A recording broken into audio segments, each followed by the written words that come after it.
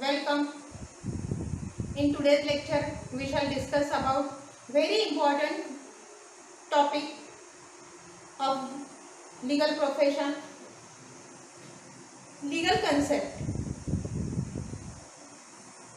Legal concepts are the words used specifically in a legal profession. So these words have a importance in legal profession. These are the words which we use in our day-to-day life, but law expect some particular or specific meaning of that words. So in the beginning, we will learn about the concept, legal concept law. What is mean by law? Law is a rule of action.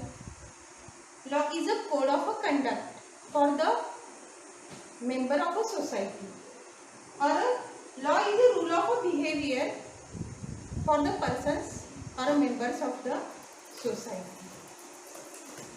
And the rule, conduct or a code which are applied indiscriminately to all the members of a society.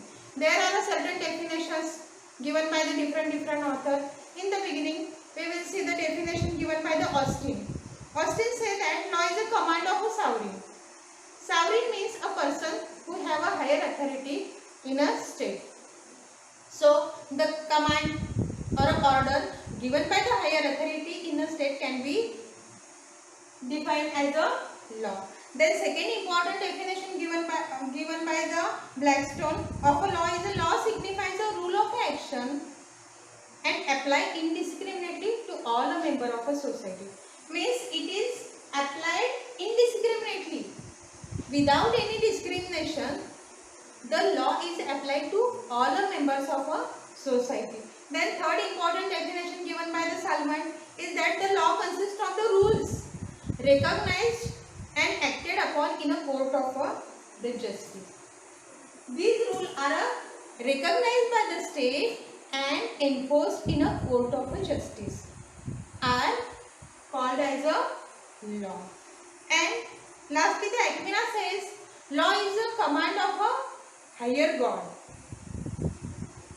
So all these authors define law in a different angle.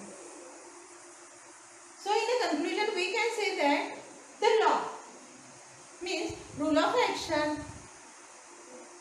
code of conduct for a member of a society, rule of behavior for the member of a society, recognized, accepted and acted upon it by the state are only called as a law.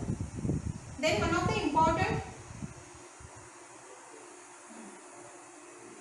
essential of the law is indiscriminately applied to all the section of a society or all a member of a society. It means that every person is equal before a law and law give equal protection to all a member of a society. So in a conclusion, we can say that the rules, the code, rules of action, code of conduct and the rule of behavior recognized by the state, accepted by the state and enforced in a court of justice are called as a law. तर law म्हणजेच कायदा. कायदा म्हणजे काय? हे एक कृतीचं नियमन आहे. वर्तणुकीच्या संदर्भात नियमन करणारा असं एक तत्व आहे किंवा एक नियम आहे जे समाजातील सर्वांना समान पद्धतीने लागू केलं जाणार आहे. कोणताही नियम हा कायदा होत नाही. असे नियम जे वर्तणुकीच्या संदर्भातील असतील, कृतीच्या संदर्भातील असतील, जे स्टेट म्हणजे सरकार किंवा राज्यांनी मान्य केलेले आहेत, स्वीकारलेले आहेत आणि जर समजा या नियमांचं पालन होत नसेल, याचं उल्लंघन होत नसेल तर न्यायालयामध्ये याची अंमलबजावणी करण्याची तरतूद असेल. अशा सर्व नियमांना, अशा सर्व कोडला संहिता असं म्हणतात. अशा सर्व संहितांना लॉ असं म्हटलं जातं. त्याच्यानंतर दुसरा महत्त्वाचा लीगल कन्सेप्ट किंवा कायदेशीर संकल्पना आपण बघूयात, कस्टम. आता कस्टम म्हणजे काय? तर कस्टम म्हणजे practice, behavior or a conduct. So custom means a practice or behavior or a conduct followed by the people, followed by the members of a society from a generation to generation without any interruption.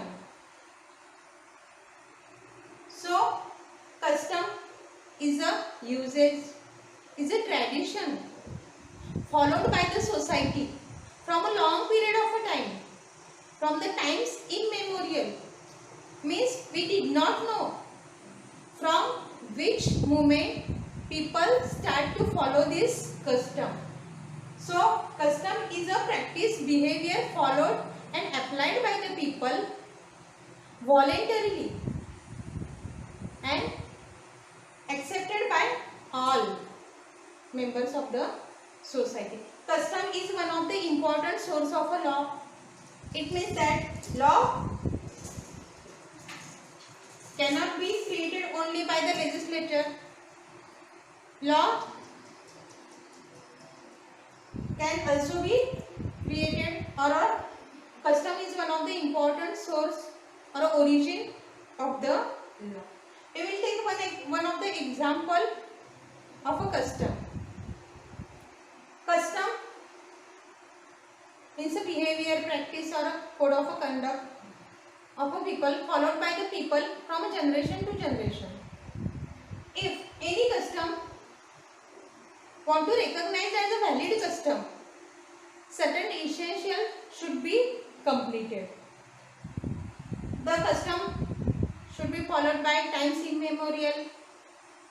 Custom should be specific. Custom should be certain. Custom should not be against the public policy.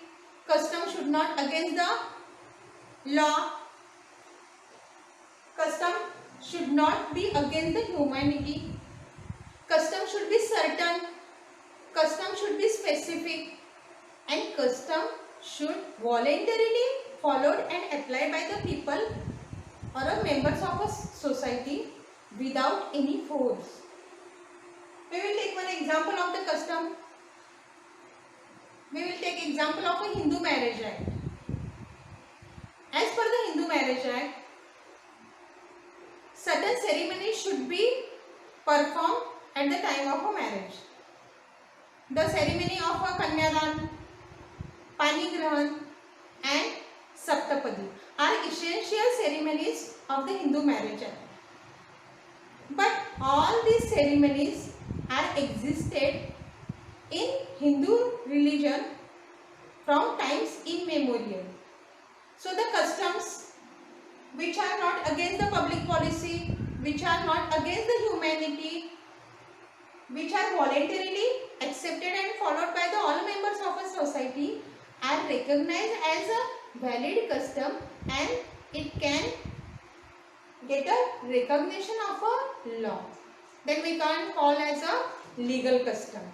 So custom is a behavior, custom is a practice, custom is a tradition, custom is a code of a conduct followed by the all member of a society voluntarily. Then we will take another example of the custom. The Sati Pratha was existed in India, but this custom is against the public policy. This custom is against the humanity.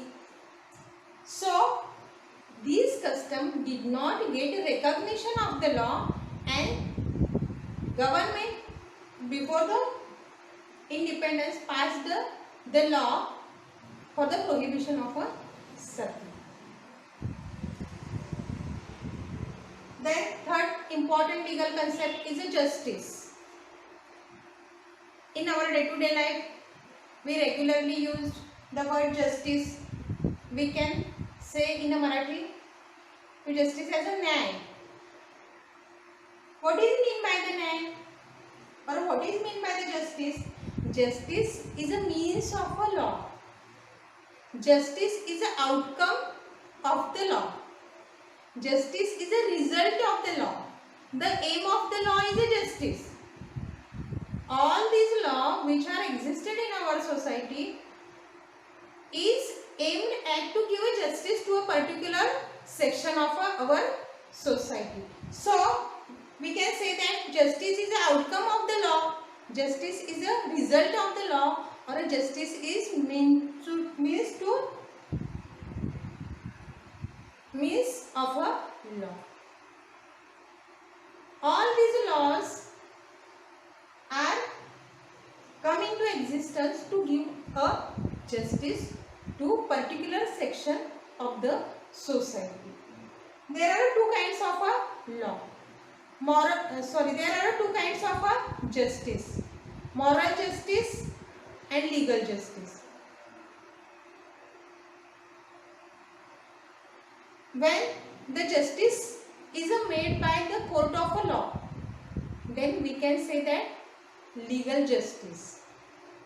But if the justice is done by the nature, then we can say that moral justice or a legal justice. In this regard, we will take one example. One person, very infamous, takes a loan from a poor widow through promissory note. On a promissory note, he stamp postal ticket instead of a revenue stamp. In a court of a law, that poor woman failed to present his case because the promissory note was stamped with the postal stamp. So in her case, he cannot present, or he fails to present his case in front of a law.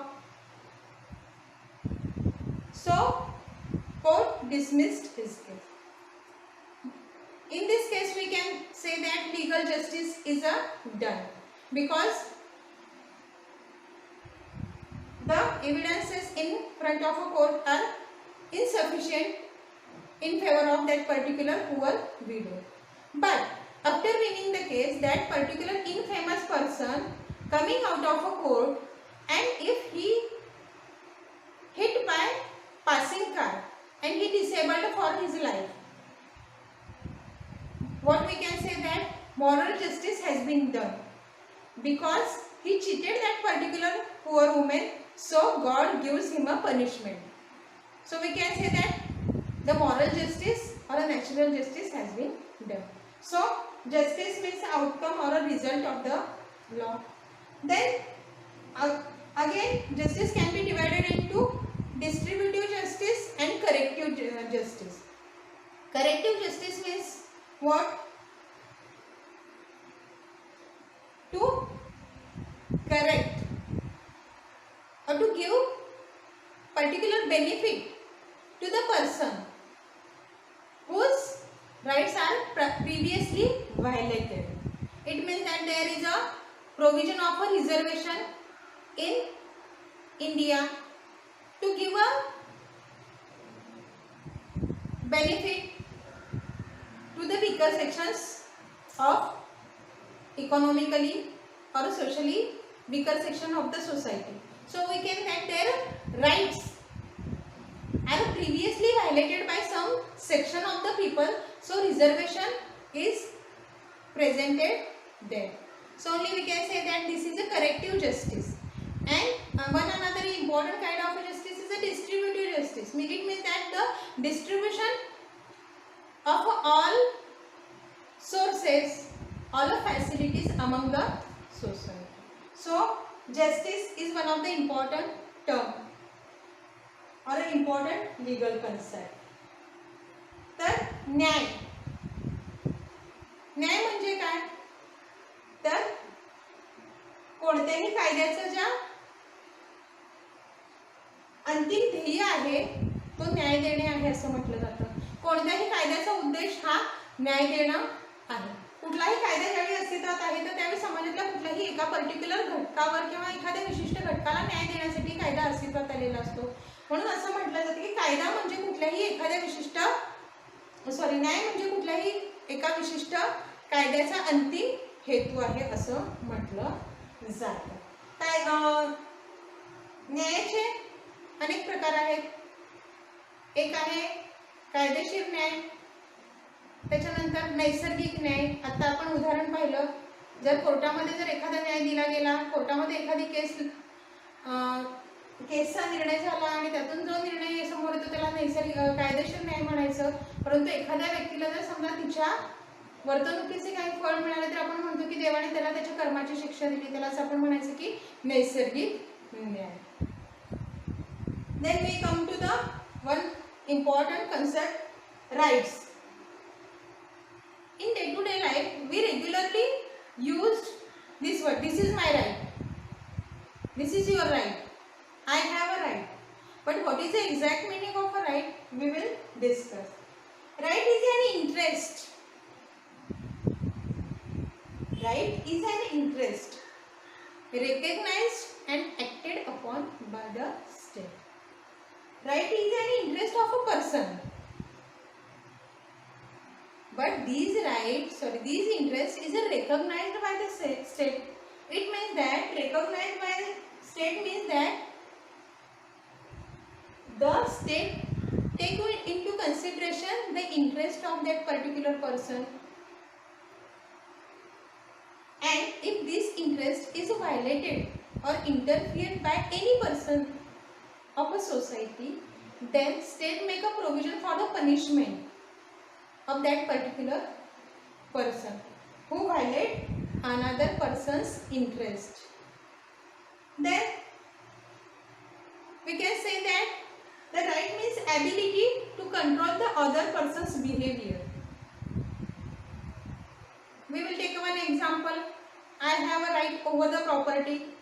It means that, or I have a right over my land.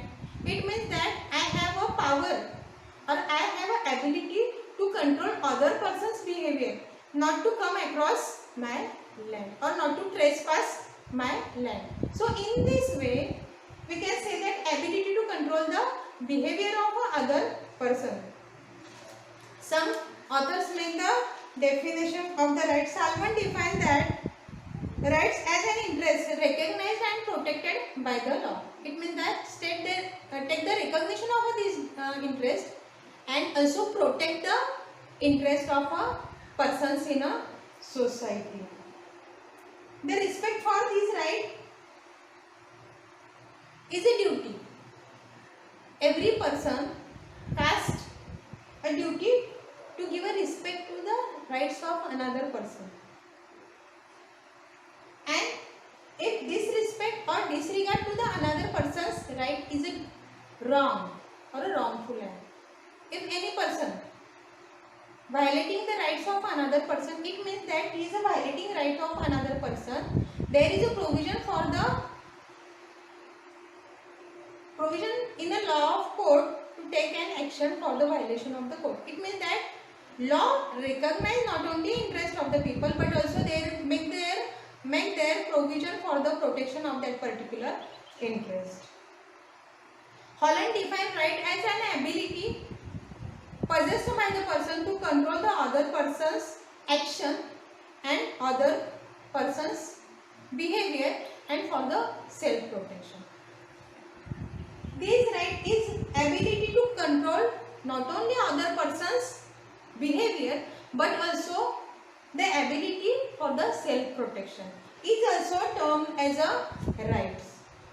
So right is an interest and right is an ability to control other person's behavior or this ability for the protection of every person. So we can say the right in a following 6 ways.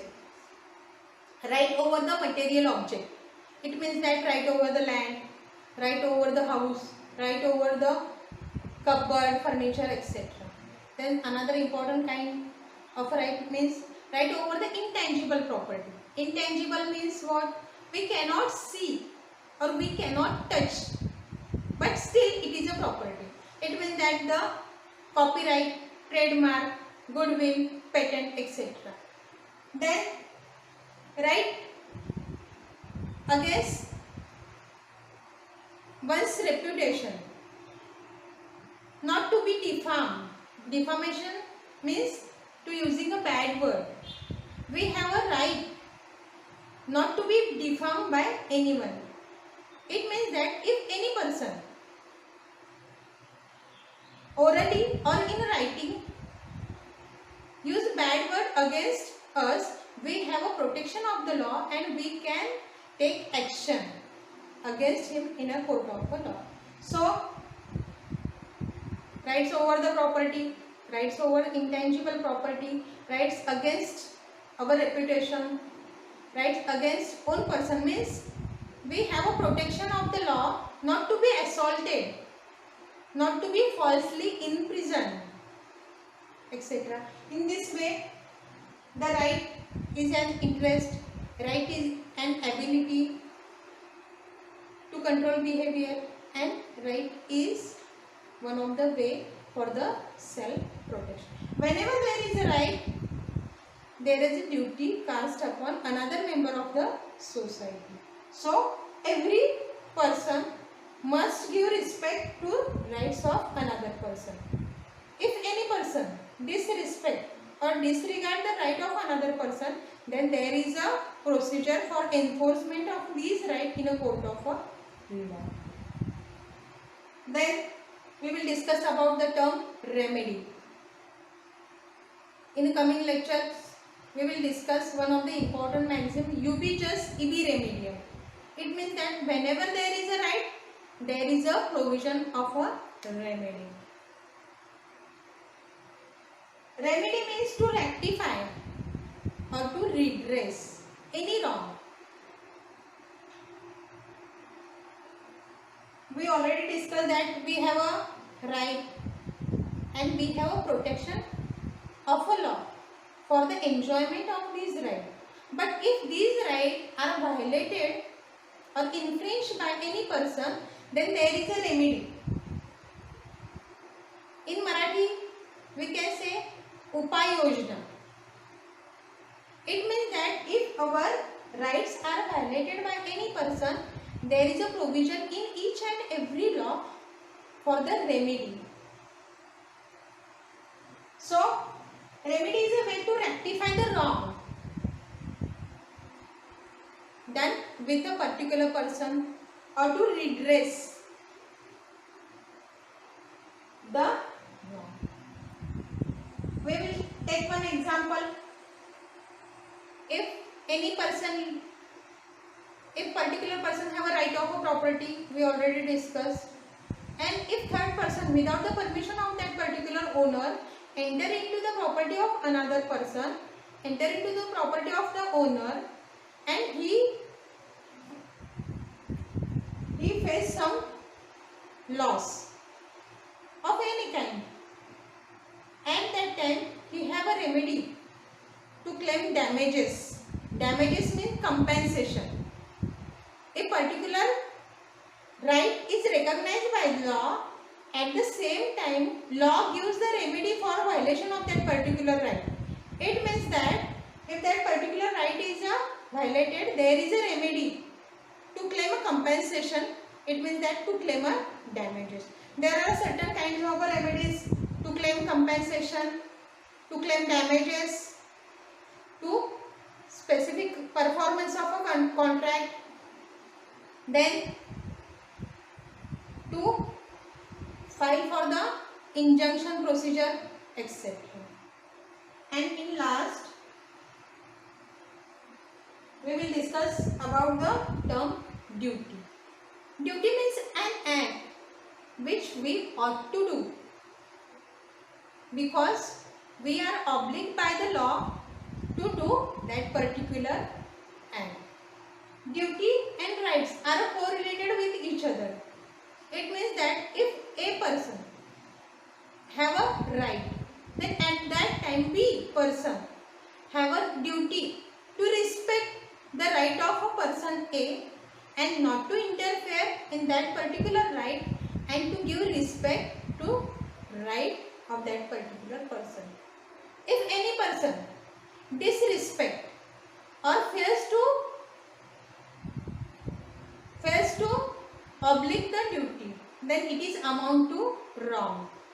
And there is a provision who fails to oblige the duty, then there is a provision for the punishment. So rights and duties are correlated with each other. Rights are important as well as duties are also important. Whenever particular duty is cast upon a particular person, at the same time there is a right given to particular person. So